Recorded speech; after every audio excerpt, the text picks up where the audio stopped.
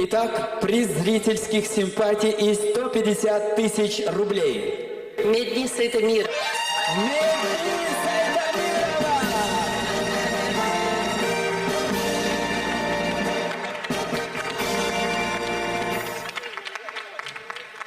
Поддержка, друзья! Баркал, Борисов. Эмоции, эмоции, да.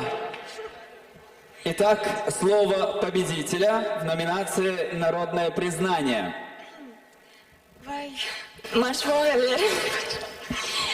Шок в шоке, короче.